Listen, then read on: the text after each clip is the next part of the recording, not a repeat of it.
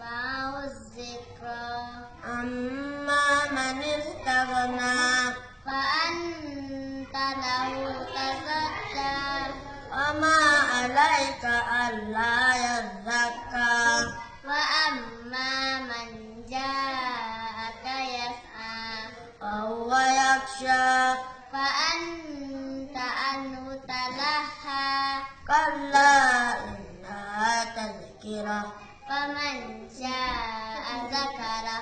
في صحف مكرمة مرفوعة مطهرة بأيدي سفرة كرام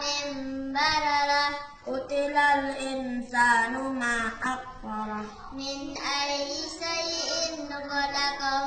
من نطفة خلقه فقدره ثم السبيل يسره ثم أماته فأقبره ثم إذا شاء أنشره كلا لما يقض ما أمره فلينظر الإنسان إلى طعامه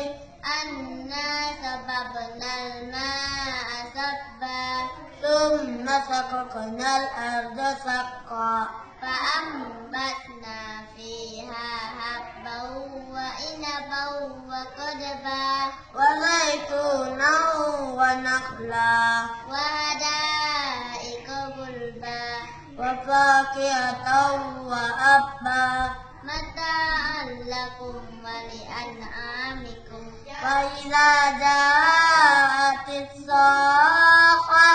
يوم يفر المرء من أخيه وأمه وأبيه وصاحبته وبنيه لكل امرئ منهم يومئذ شأن يغنيه وجوه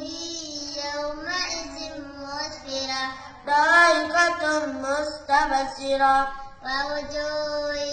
يومئذ عليها غبرة ترهقها قترة أولئك هم الكفرة الفجرة صدق الله العظيم.